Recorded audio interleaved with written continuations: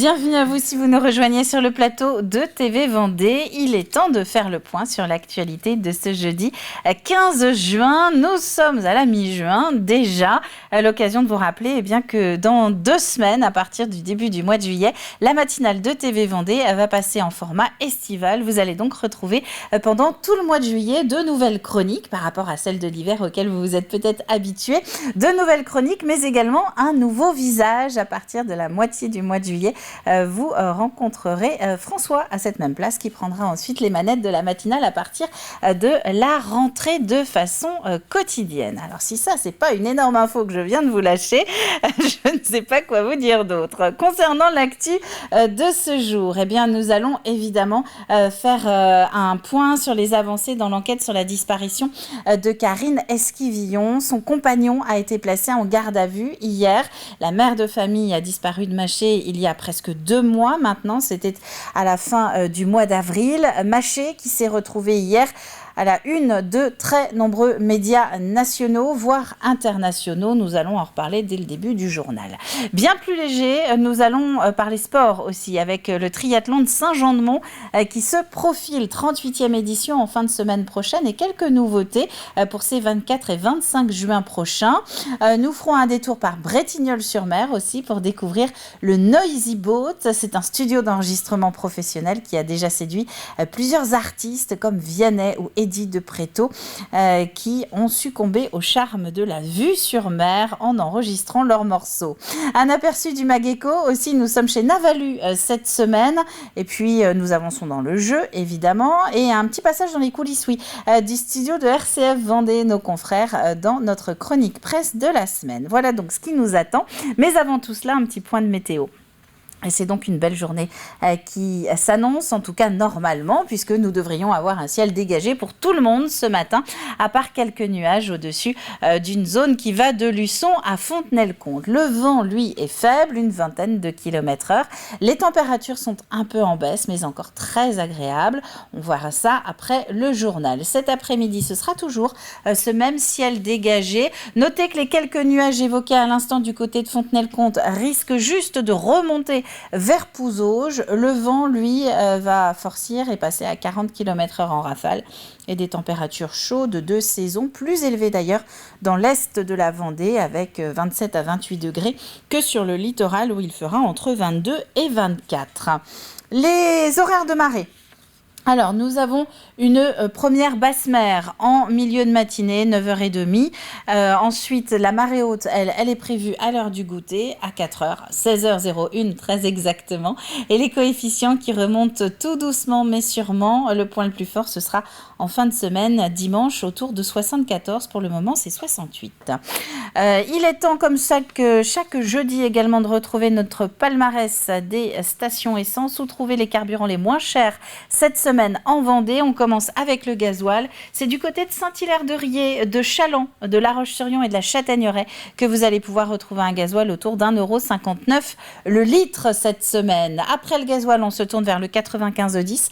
Là, nous pouvons évoquer Saint-Hilaire-de-Riez, Châlons, Bretignolles-sur-Mer et les Sables d'Olonne avec un plein proposé pour le moment à 1,75 € le litre du côté de ces communes. C'est en tout cas les données qu'elles ont mis à disposition sur prix-carburant.gouv.fr. Et nous terminons avec le GPL du côté de Saint-Gilles-Croix-de-Vie, de Châlons, de la Guérinière et de la Châtaigneraie avec un GPL à moins d'1 € le litre entre 0,83 et 0,98.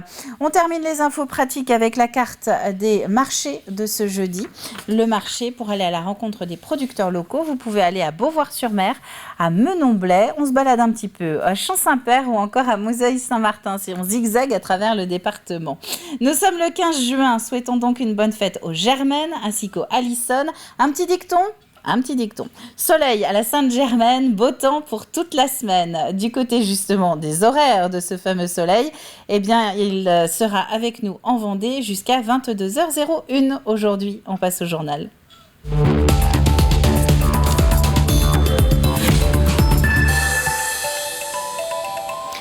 Et nous commençons donc en prenant la direction de Maché. Garde à vue hier pour Michèle Piaille. Elle a commencé en tout début de journée. Pour le moment, on ne sait pas encore si elle doit être prolongée. Le compagnon de Karine Esquivillon a été interpellé hier matin, un peu avant 8h30, à Maché. Un rebondissement donc dans l'affaire de la disparition de la mère de famille. Karine n'a plus donné signe de vie depuis le 27 mars dernier. Hier, l'enquête avec les gendarmes a donc pris une autre tournure. Le récit sur place réalisé en fin de journée par Agathe Poulet. Ce mercredi matin à 8h25, les gendarmes de La Roche-sur-Yon ont perquisitionné la maison en présence du mari de Karine Esquivillon, disparu depuis le 27 mars dernier. Un dispositif a été mis en place pour barrer la route principale de Malnou. Seuls les habitants et les gendarmes pouvaient accéder à ce lieu-dit, situé sur la commune de Maché. Et lors de cette perquisition, nous avons pu voir une dépanneuse transporter les véhicules scellés de Karine et son mari vers 12h35. Et c'est seulement à 16h que la perquisition a pris fin avec un cortège de 7 voitures et de 2 fourgons. Michèle Piaille a été reconduit au commissariat de La Roche-sur-Yon où il passera la nuit. L'enquête est dirigée par la procureure de la République de La Roche-sur-Yon, Emmanuel Lepicier. 21 enquêteurs sont à temps plein sur ce dossier, à la fois de la section de recherche de Nantes, mais également de la gendarmerie de Vendée. Et c'est justement à la gendarmerie et non au commissariat qu'a eu lieu cette garde à vue de Michèle Piaille. Justice toujours avec la mairie de Saint-Jean-de-Mont qui a déposé hier mercredi une demande en référé. Elle porte plainte contre une centaine de caravanes de la communauté des gens du voyage qui se sont installés lundi sur la pelouse du stade de la ville. Une situation, je cite la maire, contrariante, explique Véronique Launay. Elle regrette notamment qu'aucune concertation n'ait eu lieu avant cette arrivée. Une arrivée qui a notamment contraint à l'annulation d'un tournoi de foot prévu normalement sur place après-demain. Nous reviendrons sur le sujet ce soir à 18h avec notamment les explications des gens du voyage qui se sont installés sur place. Dans le reste de l'actualité, il y a également ce cycliste décédé hier en milieu d'après-midi au Sables-d'Olonne. Aucune voiture dans l'accident. Le quinquagénaire s'est effondré après un malaise cardiaque. Les secours n'ont pas pu le réanimer. Les Sables-d'Olonne, où la municipalité organise à partir de ce soir une concertation publique autour du devenir des dunes du Puy d'Enfer. C'est un espace naturel de 70 hectares, traversé par un ancien circuit piéton et vélo. L'idée est de voir comment à la fois protéger le site tout en continuant à pouvoir s'y promener.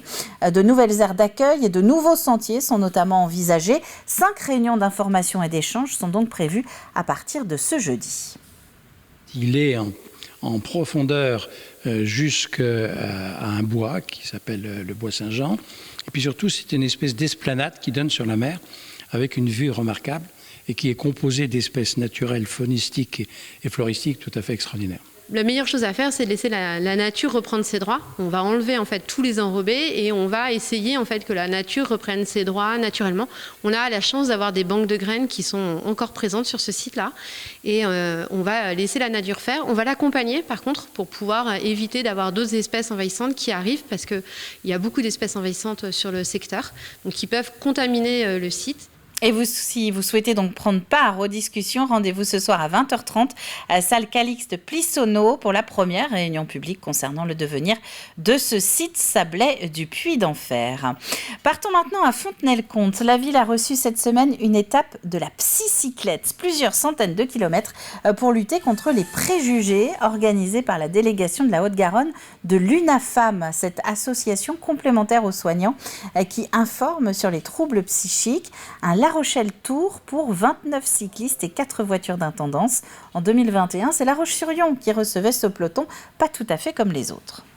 Ce qui m'a motivée au tout premier, c'est le regard. Je voudrais que le regard il change sur la maladie psychique. Parce que je trouve qu'on nous colle des étiquettes. J'ai souffert de pas mal de dépression et ça, c'est non seulement ça peut être bon pour nous parce que c'est salvateur, quoi. Ça permet déjà ça fixe des buts dans la vie, c'est un peu comme un challenge à relever, c'est génial et puis en plus c'est aussi pour faire passer un message au grand public que la maladie, on peut être atteint d'une maladie psychique mais on peut très bien faire les choses comme tout le monde. C'est vraiment une belle opération en vue de déstigmatiser les personnes porteuses de troubles psychiques. Voilà. Et dans l'effort, on est tous réunis, on est solidaires. Sur un vélo, tout le monde pédale de la même façon et on ne sait plus qui est qui. Et c'est ça qui est chouette. Du vélo, il en est question aussi à Saint-Jean-de-Mont. Le triathlon de Saint-Jean-de-Mont se profile, 38e édition qui est prévue les 24 et 25 juin prochains, en fin de semaine prochaine. Donc, c'est un des triathlons les plus anciens de France. La première épreuve remonte à 1985. Il y avait alors 150 coureurs. Cette année, il y en a à ce jour 1000 qui se sont inscrits de toutes tranches d'âge et tous niveaux confondus. Deux nouveautés sont prévues en 2023, un relais small et un relais médium. On garde surtout la même stratégie qu'on a depuis de nombreuses années, c'est d'offrir une course pour tout le monde, que ce soit de la découverte, que ce soit de la compétition, que ce soit pour les familles, donc les jeunes, même les femmes qui veulent découvrir ou les hommes qui veulent découvrir, ceux qui veulent faire plus de la compétition. Voilà, on essaie de garder ce champ large sur les 8 courses du week-end. Sur le triathlon, on a toujours gardé ce principe d'avoir de la solidarité. Et cette année, elle va s'exprimer avec l'association Une lame pour courir, qui permet à des jeunes enfants handicapés de bénéficier d'une lame pour leur permettre de courir. Et donc on reverse 1 € par inscription à cette association. Et les 9 et 10 septembre prochains, place à la finale du championnat de France des clubs de D1 et de D2. C'est organisé toujours à Saint-Jean-de-Mont. De l'équitation aussi, avec les images du trophée vendéen des 3 ans. C'est un championnat de détection destiné aux chevaux de 3 ans, d'où le nom. Il était organisé mardi au Haras de la Vendée par l'Association des éleveurs de Vendée. Les sauts d'obstacles et l'aspect esthétique étaient jugés. Une 50aine d'animaux étaient inscrits cette année. C'est un petit peu plus que d'habitude. Chaque cheval est évalué sur sa capacité à sauter, sur sa façon dont il saute, voilà, puisqu'on est sur des chevaux de sport. Leur carrière future, c'est d'être sur des terrains de concours. Et on identifie leur qualité à leur plus jeune âge, à 3 ans, ce sont encore des adolescents, on va dire. Le deuxième atelier, c'est l'atelier du modèle, où vraiment le modèle du cheval, de sa tête, de ses membres, de son dos, tout est évalué et noté. Et la même chose, la locomotion aussi. Voilà. Et si vous êtes intéressé par l'équitation, je vous rappelle que le Grand Prix de la ville des Herbiers commence justement demain et se poursuit jusqu'à dimanche inclus. Vous pouvez retrouver l'invité de la matinale en replay à la demande sur tvvendée.fr, à savoir Thierry Pinault, le président de l'association des éleveurs et cavaliers Herbretais.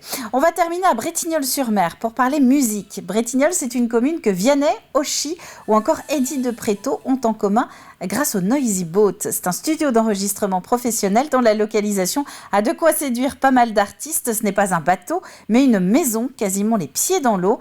Et la table de mixage face à l'océan en a manifestement inspiré plus d'un. Cyril Guillet. Là, par exemple, on a un vieux Moog qui est un synthétiseur vraiment de légende, un prophète, le Moog One qui est un nouveau synthétiseur. Les Juno aussi, qui sont des synthétiseurs des années 80, qui sont des synthétiseurs mythiques. Charles de Villiers est connu pour ses projets musicaux sous le nom de Charles Like the Prince.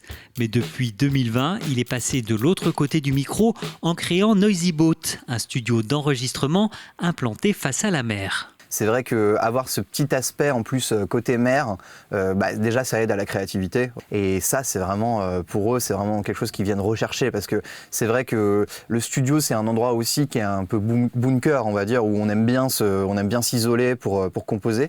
Mais quand en plus, à la fin de la journée, une fois qu'on a bien travaillé, on peut aller faire une session de surf ou aller simplement marcher sur la plage et profiter de la mer, etc. Se baigner, c'est pour eux, c'est coup double, quoi.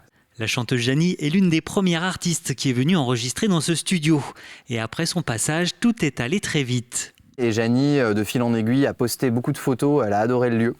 Et donc après, ça s'est enchaîné assez vite. On a eu plein de messages sur Instagram en disant qu'est-ce que c'est que ce lieu incroyable, atypique, face à la mer. Il va y avoir la manageuse d'Angèle qui va se renseigner directement et demander mais qu'est-ce que c'est que cet endroit, c'est où, et donc nous demander directement des renseignements.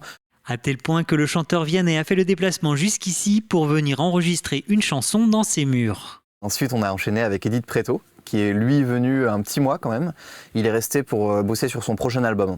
Il a même fait une initiation au surf avec son manager, donc c'était très cool. Et donc des titres qui vont bientôt paraître. Et ensuite, on a enchaîné avec Oshi. Elle est venue pour enregistrer également son prochain album.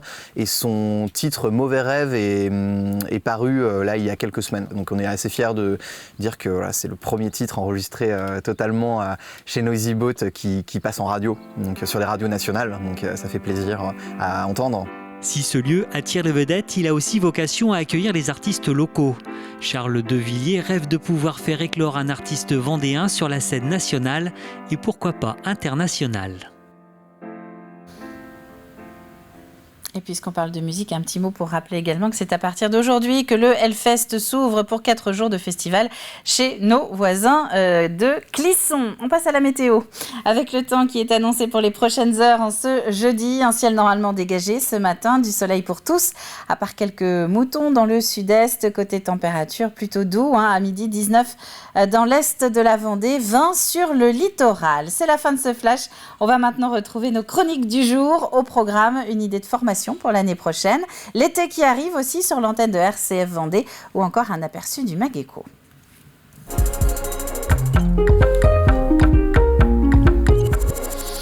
Alors que les épreuves dites classiques du baccalauréat se tiennent cette semaine, un coup d'œil sur l'après. À La Roche-sur-Yon, le lycée Pierre Mendès France et le CNAM lancent une licence dédiée à l'entrepreneuriat et à l'organisation de projets dans l'événementiel, qu'ils soient sportifs ou culturels.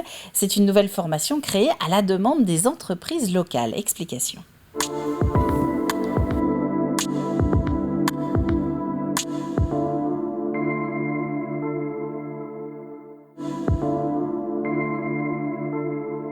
C'est une licence entrepreneuriat, c'est une licence du Conservatoire national des arts et métiers, donc une licence qui dépend du ministère de l'enseignement supérieur.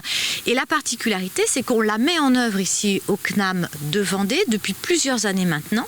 Mais là, on a choisi, avec le lycée Mendès France, de travailler sur une option qui vient venir colorer cette licence entrepreneuriat, une option plutôt dédiée à la culture, à l'événementiel et au sport. On a un objectif aujourd'hui, c'est d'ouvrir à 24 élèves sur cette licence à la rentrée prochaine. On pourra sans doute faire un petit peu plus si on avait beaucoup de candidats. L'alternance, c'est 3 jours en entreprise, 2 jours en organisme de formation et on ouvre fin septembre et donc on est impatient d'accueillir tous ceux qui ont envie de découvrir cette licence. Pour adapter la formation, nous avons rencontré beaucoup d'entreprises du secteur qui, elles, nous ont donné leurs idées en complément de la formation. Donc, par exemple, nous avons des secteurs sur le développement durable, comment monter un événement éco-responsable. Ça, c'est une idée qui vient des partenaires que nous avons rencontrés, qui nous ont dit, oui, ça, il faut le traiter. La gestion des personnels qui sont bénévoles, voilà, il faut gérer ce personnel. C'est pas du tout la même chose que dans l'entrepreneuriat, où nous avons très peu de bénévoles. Ça peut arriver, mais c'est très, très exceptionnel. Voilà. Donc là, il y a des modules spécifiques qui vont être pour ces jeunes, donc vraiment pour bien les préparer au montage d'un projet événementiel. Et nous avons beaucoup de familles qui nous disent qu'à la fin du baccalauréat, forcément, il faut partir sur des grandes villes. Là, nous offrons une nouvelle possibilité de rester sur le territoire, de ne pas avoir à rechercher de logement. Voilà. Et donc, pour une plus grande possibilité pour nos jeunes. D'abord, ça répond à un besoin socio-économique et à un besoin de développement sociétal. C'est-à-dire que très clairement, ça permet de fixer une démographie sur le territoire, d'avoir des jeunes qui vont rester au plus près du besoin économique et ça permet d'accompagner le développement économique même d'un territoire. Ça, c'est une première chose. Et puis, ça réduit aussi les empreintes carbone, d'aller devoir refaire de la route pour aller se former. Pour les entreprises, bien entendu, sur le territoire, on sait tous que nous allons avoir la Coupe du Monde de rugby, les événements liés aussi aux Jeux Olympiques. Donc, il est effectivement important de pouvoir répondre à des demandes du territoire. Nous avons aussi des collectivités qui sont prêtes à travailler avec nous, qui sont déjà volontaires. Nous avons des grands événements, on va dire, de musique qui sont aussi partenaires. Nous avons des événements de danse, voilà, des troupes de danse, des troupes de théâtre. Nous avons aussi le cinéma en ville qui est tout à fait partant pour nous soutenir dans cette formation.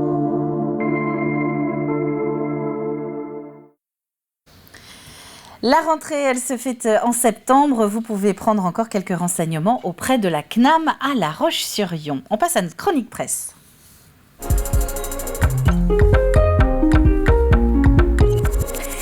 L'été approche et pour les médias, eh bien, c'est souvent l'occasion de bousculer un petit peu leur programme. On en parlait en tout début de tranches d'infos. RCF Vendée n'y échappe pas et s'apprête à modifier un petit peu sa grille. Ce sera à partir du 10 juillet avec des balades et des idées de sortie tous les jours. Et d'ici là, eh bien, il y a une fin de semaine chargée pour l'antenne chrétienne. Elle s'apprête à faire vivre dimanche à ses auditeurs vendéens en direct l'ordination d'un nouveau prêtre dans le département. Il va y avoir un nouveau prêtre diocésain qui va être donc au service de l'église de Vendée. C'est Damien Jaillet, c'est un jeune qu'on suit depuis qu'il a commencé son cheminement. Ça fait 6-7 ans déjà maintenant. Et donc là, dimanche, il y a un peu le point d'orgue. C'est la cérémonie que tout le monde attend, la célébration, une ordination. Ce sera à 15h30 en la cathédrale de Luçon. Alors juste avant, à 15h, on vous propose de faire connaissance avec Damien. On est allé le rencontrer pour le connaître un peu mieux, savoir quel était son parcours. Parce qu'au début, Damien, il ne voulait pas du tout être prêtre, il voulait être médecin. Il a eu une maladie quand il était petit qui lui a fait vraiment... qui lui a provoqué une rencontre avec le Christ. C'est ça où sa foi a été bien ancrée. Il était appelé à être prêtre, appelé à donner sa vie pour les autres et pour aider les autres. Et donc, ça sera le point d'ordination. Ça y est, il va être ordonné prêtre dimanche à la cathédrale. Donc, on sera sur place. Vous pourrez suivre soit ça en direct sur RCF, soit vous aurez l'image et les commentaires. Ça sera sur la page YouTube du diocèse de Luçon. Je serai accompagnée du père Antoine Wavy, qui est le curé des Sables d'Olonne, qui fait ça très bien. On a l'habitude pour se charrier de se dire qu'on est les Thierry Rollin et Jean-Michel Marquet du commentaire de messe, mais vraiment ça sera un joli moment qui est ouvert même à ceux qui ne sont pas forcément croyants ou ceux qui ne sont pas forcément pratiquants. C'est ça aussi nous, notre rôle, c'est de décrypter tout ce qui va se passer dans la cérémonie. Pourquoi est-ce qu'il y a tel rite, qu'est-ce que ça symbolise, pourquoi c'est telle personne qui lit tel texte, qu'est-ce que le texte nous dit sur le parcours de Damien, sur notre église aujourd'hui. Donc vraiment, c'est pas quelque chose qui est fermé aux catholiques, au contraire, c'est quelque chose, un événement pour tout le département.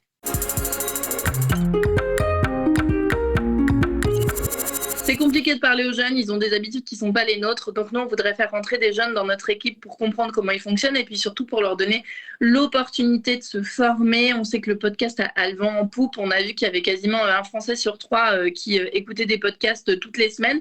Donc nous, ce qu'on propose en fait, eh bien, c'est un service civique. Donc il faut avoir moins de 25 ans, c'est à peu près la seule obligation. Et puis il faut avoir envie de se former au métier de la radio, envie de faire du podcast. Et là, on ne vous dit pas de faire du podcast, vous enregistrez avec votre téléphone. Alors là, on est dans un vrai studio radio, on a des vrais beaux micros, il y a vraiment du matériel professionnel, vous allez être formé par des professionnels pour faire des podcasts, pour faire des émissions qui passeront à l'antenne. Pour vous aussi, si vous avez envie, animer des podcasts, ça pourra être des choses qu'on pourra mettre en place ensemble. Le début de la mission, c'est au mois de septembre, pile pour la rentrée, et comme c'est un service civique, c'est 28 heures par semaine, donc potentiellement, ça peut même se coupler avec les horaires d'un étudiant. Et si vous voulez vous lancer justement dans le podcast, eh bien, il suffit d'envoyer votre CV sur rcfvendée@rcf.fr. On passe à l'extrait du jour.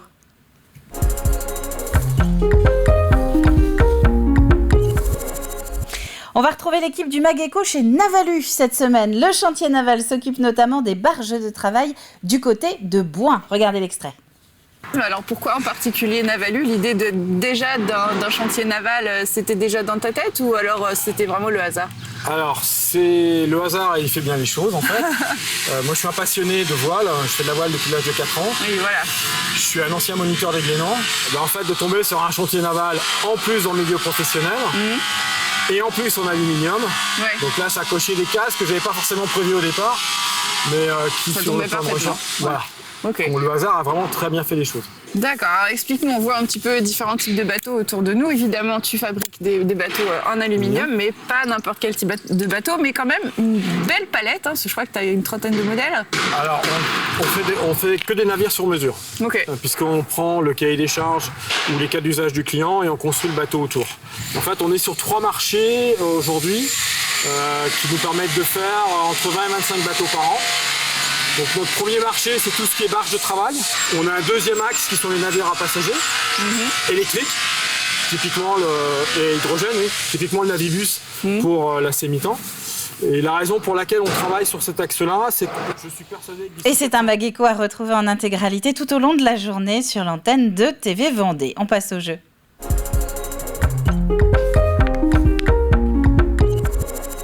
Le temps de vous rappeler que cette semaine, nous avons une question de patrimoine et d'histoire. Qui a fondé l'abbaye des Fontenelles à La Roche-sur-Yon? Vous avez encore 2 indices, celui d'aujourd'hui et celui de demain, pour essayer de trouver la réponse.